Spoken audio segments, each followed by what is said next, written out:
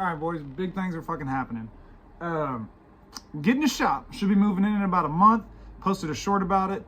I made it look like it's way off in the country, but it's really about like a mile or less off a major highway. About 20 minutes from my house. The main shop area is only 1,500 square feet, 50 by 30. I think that equals 1,500.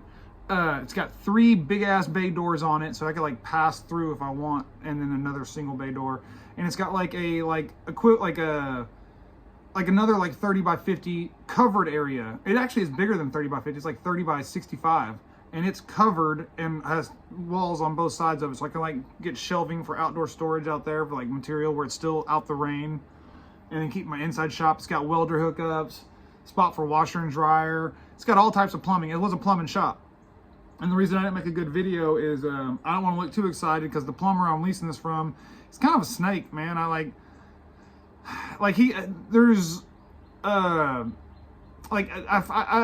a real good judge of character, and like I know this guy, like he's like my wife's uncle's like cousin through marriage, some shit, like some fucking redneck shit going on, I don't know. And I know he's been a problem with Dennis, my wife's uncle. He's like, they went in on some land together, and he was a real dick about it. And so like he was telling me, he's like, well, I got to keep my sign out front, which I don't give a fuck. He's retired. He's got like 70. He just does a little bit of service here and there. He don't use the shop. He built a badass shop at his house. It's like fucking amazing. And this shop is it's really actually pretty dope. It's set up really good. But he was like, well, we can share the dumpsters. I ain't sharing no dumpster. I was like, I'll buy a dumpster. I'll pay for my trash service. You pay for yours. I was like, you keep your sign out front. That's fine. I'll put mine out there too. I was like, I ain't gonna have no phone. I don't even know if I want. And I may just put Brass House out there. And then again, I don't know if I want that. I kind of like it to be covert. I don't want nobody to know I'm there, really. But that's badass. Okay, that's out the way. The other thing I want to talk about in this video, which maybe I should do a separate video, but I'm going to do this one anyway, like, is how did I scale this motherfucker so fast? Like, how did I, dumb, can't read, no connections, chilling in the fucking dirty Brass House with Fat Gordo Cat, which, like, Gordo's always here, so guys, like, if y'all don't believe me. Look at him just chilling, bro. Gordo's always chilling. Like, y'all don't see him in the videos, but he's there. But like, how did I scale this business like so fast and like so aggressively and sustainably? Like the numbers are dumb. Because like, okay, I'm about to buy another truck. My fleet is going to be 6 vehicles, and I'm going to have a staff of about 14 probably in about 2 months. Okay, we're going to have I'm gonna have the medical insurance, dental, vision, short-term disability, long-term disability, full matching on the 401k up to 5%. There were some other perks too. There was some sort of other thing I'm gonna get going too. But a boot allowance, tool bonus program aside from the bonus pay program, and we're gonna have a shop. And so it's like, how was I able to get all that from this time last year? I was just a service plumber. Well, I was a supervisor, manager for another company, and like at literally this point last year, I don't even know if I got my master yet. I think I got my master license in like May of last year, so I hadn't even got my master at this point. So how did I do that? Well, like, I think the things that I did that other people don't always do is I connected my guys to the profits, right? Like, first of all, I made sure that like some you can do commission. I guess I don't like commission. I feel like that like doesn't align your interest in your employees' interest with your customers' interest. I feel like that makes y'all like opposition, right? So I don't want my employees to be trying to get one over on my customers. So I don't like commission. I do like incentive pay. Like, hey, if I'm very transparent, like, lost track. No. So the way I do my bonus incentive pay is I am very transparent, and I tell the guys, look, this is what I sold this job for. This is how much I've got in like my fixture quote. This is what I'm predicting the like material cost to be, and I usually am way over on material cost, so it's not a problem. And I'll say this is what I'm predicting the labor to be, and and this is what I'm predicting the gross margin to be on this job, because like if I predict all those prices and I know the sale price, I can tell you what my margin is, right? And so then I can tell those guys like, hey, if we can actually get this gross margin down to X amount, I can give you, the lead man, a pretty hefty bonus, and all the apprentices a nice good bonus too. And so like I did that, and I also pay significantly higher than market, right? So a lot of people say, oh, we're a small company, we can't afford to pay good wages. I don't know how anybody has that thought process, right? Because if you're a large company, you have some prestige, there's longevity, people, because if I'm hiring you, I'm fucking with your life. You are attaching your fucking ship to mine. You're saying like, I'm betting on you, Dyson. I'm hoping that like I'm gonna come with you because I long term will be able to provide for myself and my family through your efforts, Dyson. So this is serious shit, right? So like I just started out months ago and I'm asking you to commit to me. So in my thought process is I have to pay you more, like significantly more. So everybody throughout the whole way, I've always paid a higher wage than what they'd get from other people. And I've also given bonus, like, so the base pay is higher and then I give incentive pay and like share the wealth. The other thing is my guys saw me always reinvesting into the company, right? And so I know I'm talking about scaling. You might be like, well, why are you talking about how you pay your guys and shit so much? And because they're the ones who do it, right? Like I'm chilling here with fucking Gordo Cat. I'm sending emails, I'm bidding jobs, I'm securing fucking deliveries, I'm, you know, a million things. I'm dealing with insurance and compliance, and I'm making YouTube videos, which is highly important shit. So like I have to depend on my guys. So like as I scale, I'm having to delegate more responsibility to these guys. I'm not gonna be able to do that if they don't give a fuck, right? And then why would they give a fuck if I don't give a fuck, right?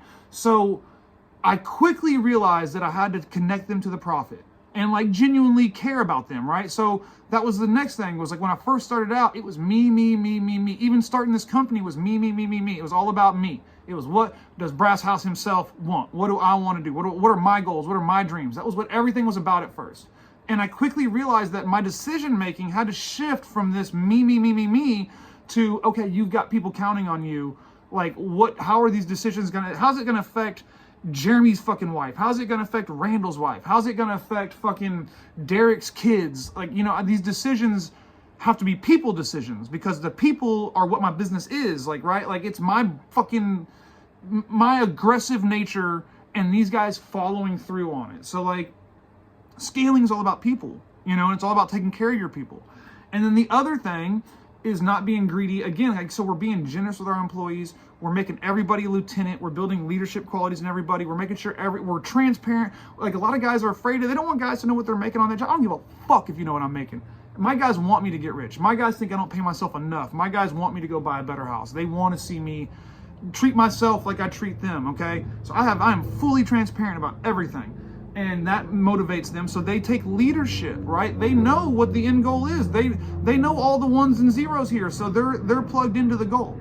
And that turns them in like, I'm creating systems on the job and in the back end, but on the job where, hey, we plumb in this way, we use this type of hanger, this is our method for doing a bathroom, this is our method for doing a kitchen sink. And so we have those systems which increase speed. I buy all the tools, I buy all the pack outs, I go overboard, so that way I can create systems where guys have all the same shit. Everybody's got a rotary hammer, everybody's got this, everybody's got a bandsaw, blah, blah, blah, blah, blah. We're all on Milwaukee, we've got 5,000 fucking batteries. You know, those things increase efficiency, and so like my pricing has gone up and my efficiency has gone up, so my profits have gone up, so everybody's bonuses have gone up. So understanding that you're in the people business is very big, and you have to care, right? Like you have to care about your guys. And I told my wife this, my goal is for all of my guys to have a lake house, right? Like I want them all to have a home paid for, and I want them to be doing so well they have a second home that they go and fish at or sit on their porch and get drunk and shoot raccoons at or some shit.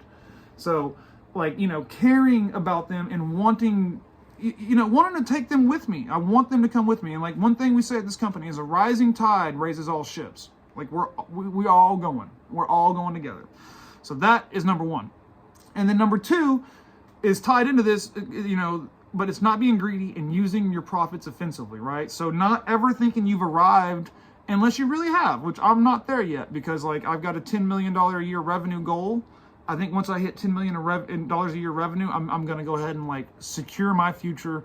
I'm gonna like pay off homes, like, you know, drop huge amounts of money in my Roth IRA and shit, which I gambled with during COVID. I took some risks, boys. I was like, hey, my shit didn't get hurt. Let's not talk about my portfolio. But I'm gonna like really enrich myself once I hit 2 million a year. Until then, I'm gonna be making good money, but I'm not gonna go. We're not gonna do a fucking month-long European vacation. I hadn't even taken a fucking vacation since 2019. And I've been making good money for a long time, dudes. But like using your profits offensively. And I made a video about that called Using Your Profits Offensively. And I believe it's a kind of a risky tactic, but it's a ballsy tactic. but it's fucking paid off, guys. We are going to have, I can buy a house cash. Like right now, if I wanted to, I can buy a house cash. Like I get hundreds of thousands, like every week it's coming in. And so like, I'll be so caught up. I'm like way ahead with all my supply house bills. Like again, I just ordered like another $8,000 in tools because I want everybody to have badass shit, but I just pay it cash. I buy a vehicle, I'm about to buy another truck. It's going to be like about 24 grand this truck. Fucking cash. Okay, like my wife had to stop me from paying for this shop that I'm about to get. I want to pay for it for a year. She had to stop me. I was like, fuck it, let's just, boom, asset, it's done with. I got the money, I don't have to worry about it for a year. I've got it. I was like, I might be able to get a better price from him if I say, hey, what if I give you fucking 20 grand cash for a year solid? He might be like, hey, that's a good idea right there. But I'm not going to do that. She thinks we shouldn't. I push my wife because she's a pussy and I'm not. I believe and I'm not scared at all. So, I mean, once I get this shot, boys, we're having a fucking dope party. I'm going to have a raucous party. I'm getting my buddies that play music. We're going to get drums, guitars, bass guitars, fucking PA system. I'm gonna get hammered. We're gonna make up punk rock songs on the spot, just little simple ditties, and I'm gonna fucking sing songs about the Alamo or something and just make up fucking lyrics and be all punky, hello Bros House crowd, shit like that. And I'm gonna be fucking, it's gonna be great because like I do feel like it's time to kind of celebrate. Like this is unreal. Like this is unreal. Like I keep hooking everybody up and paying everybody more and more and more and really sharing it, but like it's snowballed to a point where like I just have to feel blessed. I have to feel blessed. So I really didn't do anything special, guys. I think y'all can tell. So like this is a long video, but it's a celebratory video, and you can do what I did. You can do it. Bye.